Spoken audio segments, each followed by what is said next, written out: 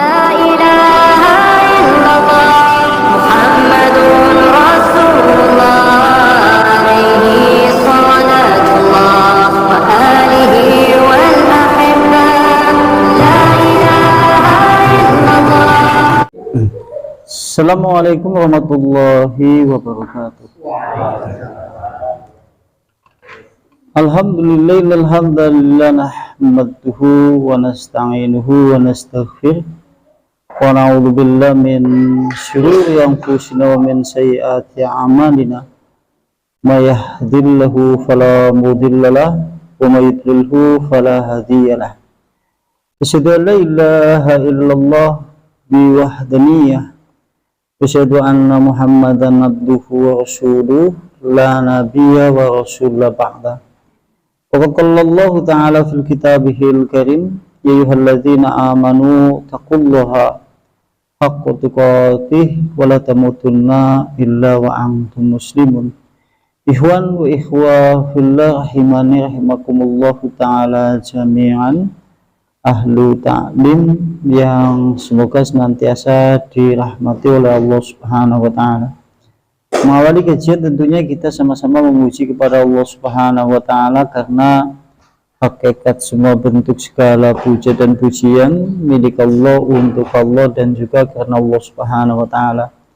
Salam dan juga selawat tetap tercurah kepada uswah sekaligus juga qudwah, itu Rasulullah sallallahu alaihi wasallam, dan kita semuanya berharapannya kepada Allah. Semoga Allah melimpahkan rahmat, karunia, inayah, serta hidayah taufik kepada kita seluruhnya, sehingga Allah memberikan keistiqomahan untuk mengikuti risalah Islam di atas titian jalan yang lurus. Allahumma amin. Insyaallah pada kesempatan malam hari ini itu faslun bab, itu bab yang menjelaskan tentang al-qalbu wa himmayatuhu min waswasi syaitani. Di bab yang menjelaskan tentang keadaan hati manusia, bagaimana kemudian menjaga hati itu dari bisikan ataupun godaan setan.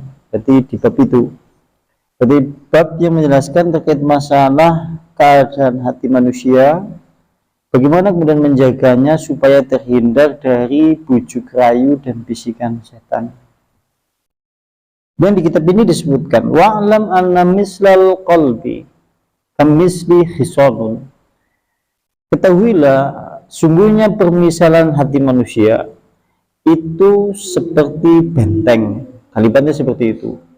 Permisalan hati manusia itu seperti benteng. Wa syaitanu, maka setan, aduun, yaitu musuh, yuridu ayat hula al-khisana wa yamdakuhu wa yastawli alaihi. Dan setan itu musuh yang dimana setan itu menghendaki masuk di benteng itu, lantas kemudian menguasainya dan berusaha menawannya atau berusaha untuk merebutnya. Berarti kalau disebutkan di kitab ini, manusia kan pusatnya di hati. Sampai-sampai Rasulullah kan menyebutkan yang namanya hati manusia itu pusat. Kalau satu saat kemudian hatinya baik, maka seluruh anggota tubuhnya baik. Nek manah kulo panjenengan sedaya jelek, maka lintuni pun nggih awon. Artinya kalau satu saat hatinya itu jelek, maka yang lain juga jelek. Dan diumpamakan di dalam bahasa kitab yang ditulis oleh Ibnu Qudamah, hati manusia itu seumpama benteng. Maka setan yang menjadi musuhnya berubah, itu berusaha masuk, lantas kemudian berusaha menguasai hati manusia itu, sekaligus berusaha menawannya atau merebutnya. Artinya manusia sebagai hidup di dalam kehidupan dunia, perhelatan atau pertarungan atau peperangan antara hati manusia dengan setan itu senantiasa berlangsung sampai kita hari kiamat. Sing khawatirkan derek orang rumangsa perang. Derek rumangsanya perang orang betina. Perang tambi setan. Pada dasarnya kan gitu, setiap hari kita sebetulnya telah perang melawan setan, hawa nafsu, kemudian syahwat, kemudian berusaha merebut hati manusia itu. Yang nanti kalau suatu saat kemudian hati manusia itu dikuasai, maka sungguh dia berada di dalam jalan yang sesat, kemudian berada di jalan yang terlalu amat jauh, yang nanti akan mengembalikan manusia menuju tempatnya setan, yaitu neraka. Dan berikutnya, wala yumkinu khifdha hisan, maka tidak mungkin akan menjaga benteng itu. Tidak mungkin akan menjaga benteng itu, kecuali kita harus menjaga bihirassati abwabihi, kecuali kita harus menjaga pintu-pintunya. Benteng diumpam makna hati. Hati itu diumpamakan kemudian benteng. Kemudian terdapat pintu-pintunya. Dan kita tidak mungkin kemudian bisa menjaga benteng itu, kecuali kita harus terjaga benteng-benteng itu supaya pintu-pintunya itu tidak dimasuki oleh setan. Berarti ada celah pintu-pintu pada jiwa manusia yang terdapat menjadi pintu masuknya setan. Makanya kemudian ada surat ayat Al-Quran yang menyebutkan min syarril waswasil khannas, dari keburukan, yaitu setan, bisikan setan al-khannas yang maju mundur, berusaha menguasai hati manusia. Wala yaqdiru ala hirassati abwabihi ma la ya'rifuha wa la yatasawwasalu illa dafni syaitani illa bima'rifati madakhilihi. Maka sungguh tidak akan berkuasa menjaga pintu-pintu itu tanpa kita mengetahui pintu-pintu itu. Berarti kita harus mengetahui apa yang dimaksud dari pintu-pintu tempat masuknya setan itu. Jika tatkala kemudian kita mengetahui pintu-pintu itu, seharusnya setan itu jangan sampai masuk melalui pintu-pintu yang nanti akan bercokol di hati manusia, sehingga hati manusia bisa dikuasai, hati manusia bisa ditawan. Ketika kemudian ditawan dan dikuasai, maka sungguh manusia itu pasti jauh dari kebenaran, berada di dalam kesesatan, dan tidak mau bertaubat dan kembali kepada jalan Allah. Di antara pintu-pintu setan yang menjadi pintunya setan ini sangat banyak. Berarti pintu-pintu setan untuk masuk ke dalam hati manusia itu sangat banyak. Tapi di kitab ini disebutkan yaitu sekitar ada 10. Berarti ada 10 hal yang menjadikan pintu masuk setan. Jadi ada 10 hal yang menjadi pintu masuk setan untuk menguasai hati manusia. Yang pertama adalah, yang pertama adalah al-hasadu wal hirsu. Hasad, kemudian tamak. Yang pertama adalah pintu masuk setan yang besar, sehingga hati manusia bisa dikuasai melalui pintu ini.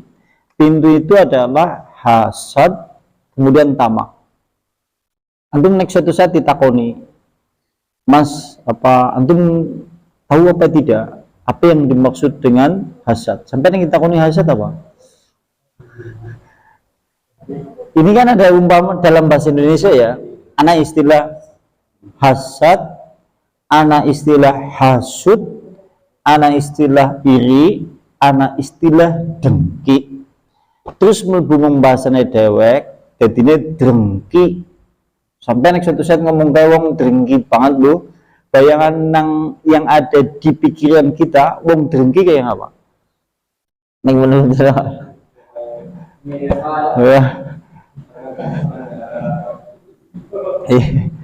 Hasad. Nah sekarang gini, pengertian hasad menurut ulama. Sekarang pengertian hasad menurut ulama, supaya kita mengetahui hakikat itu, sehingga apabila kita mengetahui, berusaha tutup pintu masuk itu supaya kemudian kita tidak bisa dikuasai oleh setan.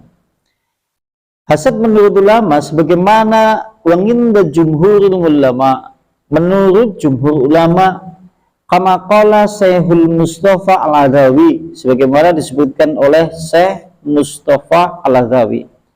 Yang dimaksud dengan al-hasadu, hasad adalah at-tamana zawalan ni'mati man sahibiha, berusaha menghilangkan nikmat orang lain yang dimana orang itu yang sedang kita hasadi. Berusaha untuk menghilangkan nikmat orang lain, dan orang lain itu adalah orang yang kita hasadi. Jika kemudian ada orang seperti itu, berarti memiliki pintu besar masuk setan, yaitu hasad.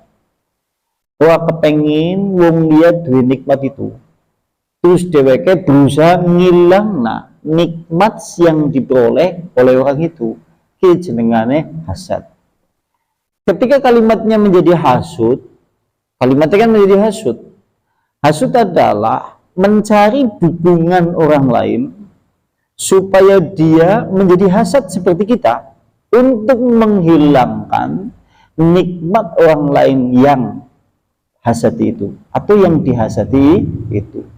Berarti nek hasud, sampean atau manusia berusaha mencari dukungan orang lain supaya memiliki hasad yang sama, bertujuan sama, menghilangkan nikmat yang diperoleh oleh orang itu. Sekarang seperti ini menurut ulama. Nah, hasad ini kalau kemudian kita lihat di dalam ayat Al-Quran dan di dalam hadis Nabi, terutama di dalam hadis Nabi, ada hasad yang diperbolehkan. Hasad yang diperbolehkan dalam Islam itu hanya ada dua, sebagaimana disebutkan oleh Ibnu Umar. Qala, berkata Ibnu Umar, qala, berkata Rasulullah sallallahu alaihi wasallam, la hasada illa isnataini, tidak ada hasad kecuali dua. Antum boleh memiliki hasad kepada dua jenis manusia. Selain itu berarti hukumnya tidak boleh.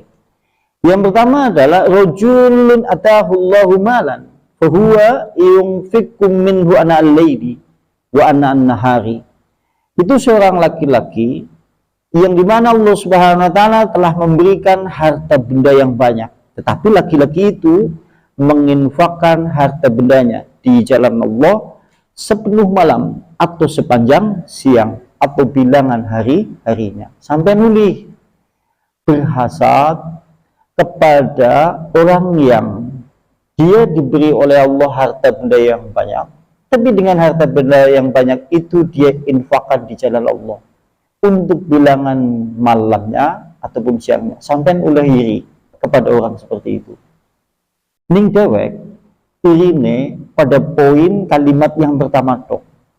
Wong lah ketone kepenak ya, sugi kahane pirang-pirang, motore pirang-pirang, mobil akeh, wong dhewe yang sugi. Dewek irine mung tekan wedok. Tapi menginfakkan di jalan Allah tidak. Kebanyakan manusia irinya pada segi hartanya. Padahal di sini kalau suatu saat iri pada segi hartanya termasuk tidak boleh. Yang tidak boleh adalah kita iri hasad kepada seorang laki-laki yang diberikan harta benda yang banyak, tapi dia infakkan di jalan Allah untuk bilangan hari-hari yang ia miliki. Ki sing angel. Wong sugih kemudian dengan kedua tangannya ia infakkan di jalan Allah, baik untuk bilangan hari-harinya, bulan-bulannya, ataupun tahun-tahunnya, sehingga terkenal sebagai orang yang sangat dermawan untuk menginfakkan harta bendanya di jalan Allah. Kising angel. Itu yang pertama. Yang kedua adalah rajulun, seorang laki-laki atau perempuan, atahullahu al-Qur'ana, yang dimana dia Allah telah memberikan Al-Quran. Fahuwa yakumu bihi anna al-laili wa anna an-nahari, yang dimana laki-laki itu yang telah dianugerahkan Al-Quran, lantas ia berusaha menegakkan Al-Quran sepanjang malam ataupun sepanjang hari. Maksudnya adalah orang yang setiap harinya bergelut dengan Al-Quran, mempelajarinya, memahaminya, setelah kemudian memahaminya, berusaha mengetahui maknanya, ia jadikan di dalam pedoman hidup. Panjenengan melihat orang seperti itu, boleh panjenengan iri untuk menjadi orang dua jenis yang disebutkan di dalam hadis Nabi. Selain itu berarti tidak boleh. Selain itu berarti hasad yang menjadi pintu masuknya setan menguasai hati manusia. Misal contoh, ini contoh orang yang hasad. Nabi Muhammad SAW adalah nabi yang diutus di akhir zaman, membawa risalah tauhid, risalah Islam untuk disampaikan kepada umatnya. Diawali tatkala beliau berdakwah di tanah Mekah. Dan kita tahu orang yang paling hasad yang disebutkan diabadikan di dalam Al-Quran, kayak sampai yang dalam Al-Quran wong sing paling hasad contohnya itu adalah Abu Lahab kambi Ummu Jamilah bojone. Itu Abu Lahab dan istrinya Ummu Jamilah. Karena kita tahu di dalam kehidupan Abu Lahab bersama istrinya, tatkala melihat keponakannya yang notabene dia adalah keponakannya sendiri, dia mendapat nikmat Allah sebagai Rasul, sebagai utusan Allah untuk mengembangkan dakwah risalah tauhid pada saat itu. Tetapi yang namanya Abu Lahab bersama istrinya, dia berbuat hasad kepada Nabi. Sampai-sampai kemanapun Nabi pergi, ia ikuti. Mengendi-endi nek Nabi lunga dheweke ana. Karena yang namanya hasad itu nanti membutakan pikirannya, membutakan pandangannya, membutakan pendengarannya. Sehingga tatkala kemudian Nabi kemanapun pergi, Abu Jahal senantiasa mengikuti di belakangnya. Tatkala Nabi berbicara, maka kemudian Abu Lahab itu mengatakan, dia dusta, dia keponakanku sendiri. Kalau seandainya dia berkata sesuatu yang benar, aku sebagai pamannya pasti mengikutinya. Ki jenengane wong sing hasad sekaligus hasud. Nyanyi wong supaya membenci orang yang dihasati oleh dirinya. Contohnya Abu Lahab. Dan sampai-sampai kalau dalam riwayat yang namanya Ummu Jamilah istrinya Abu Lahab, dia pernah jatuh. Dheweke tiba jatuh. Dijatuhnya ini karena dia menginjak gamis bagian bawah. Gamis tawa keitek dewek, keinjak sendiri, dia jatuh terpelanting.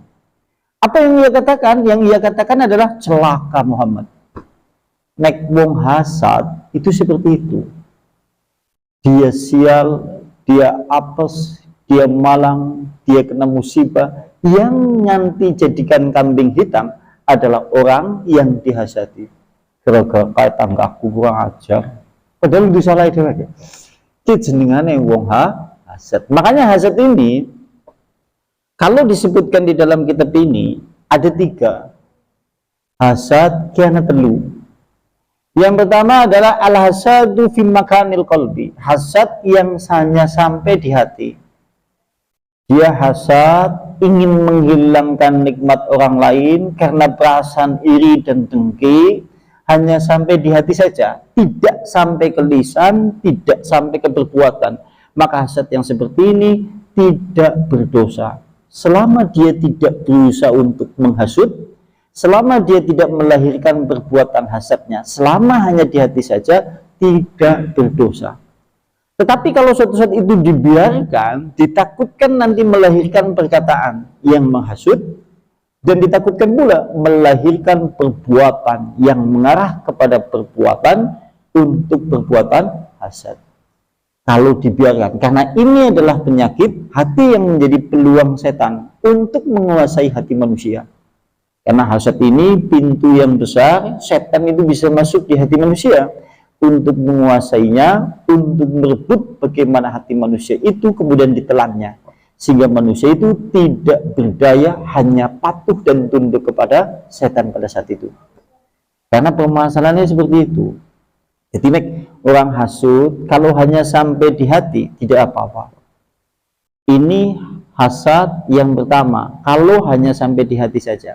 Cara mengobatinya adalah yaitu berbuat yang bertentangan dengan apa yang dihasati di dalam hatinya.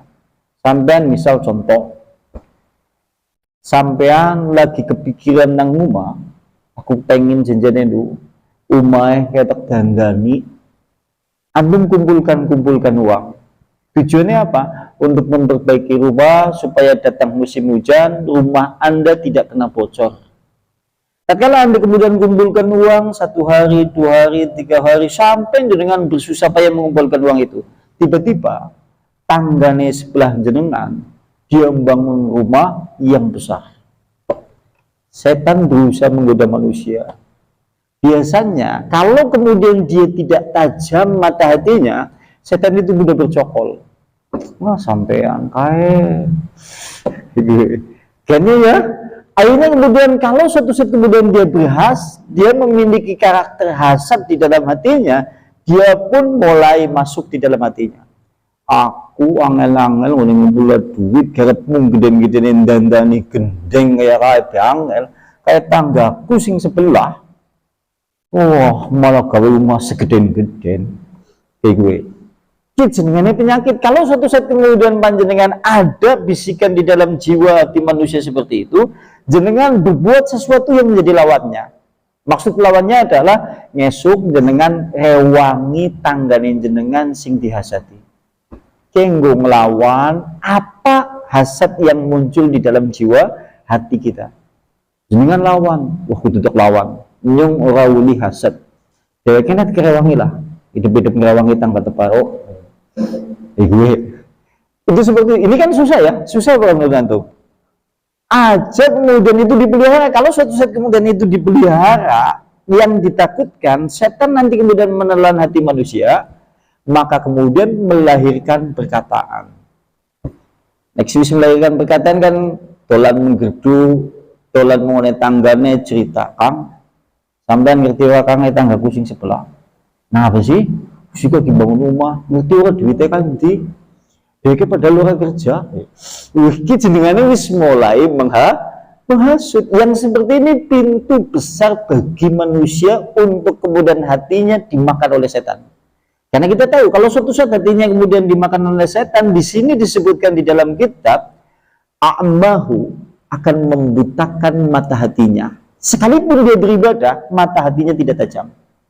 Sampai ibadah nek duweni sifat hasad wis mulai melahirkan perbuatan hasud oleh jenengan ibadah kayak ora isi. Itu maksudnya. Karena apa? Membutakan mata hati manusia, membutakan pendengaran manusia, membutakan pula yaitu penglihatan manusia, sekaligus menjadikan tuli pendengarannya sehingga dia tidak bisa melihat mana yang benar, mana yang batil. Kalau kita lihat yang seperti ini banyak enggak? Keneng jenengan lihat di dunia maya ya. Kadang-kadang kita sering menyaksikan satu berita, entah itu di Facebook, di story WA, atau mungkin di Instagram, atau yang lain-lain lah. Kita sering mendengar ada orang tetanggaan, belakang, depan. Orang yang depan itu melewati jalan pemilik rumah yang ada di depannya. Karena kemudian terjadi sifat hasad, akhirnya jalan itu ditembok, ditutup. Sehingga orang yang di belakang tidak bisa keluar di rumahnya.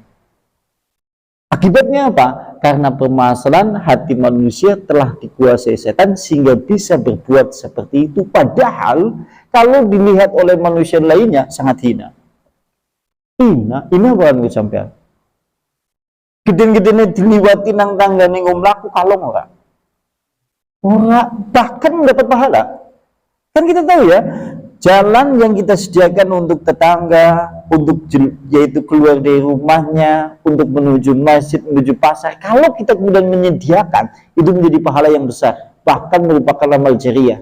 Tapi kalau orang hasad, seakan-akan peluang kebaikan yang seharusnya banyak, tidak mengorbankan banyak waktu dan tidak mengorbankan banyak harta benda, akhirnya oleh dia rela tukuk napata 1.000 apa 2.000 dia belikan semen ditutup. Seperti itu. Artinya apa? Ia mengeluarkan uang yang sesungguhnya malah justru menutup pintu-pintu kebaikan. Ki wong hasad. Wong hasad seperti itu. Pantes Nabi mune wekas kambi dewek seperti itu.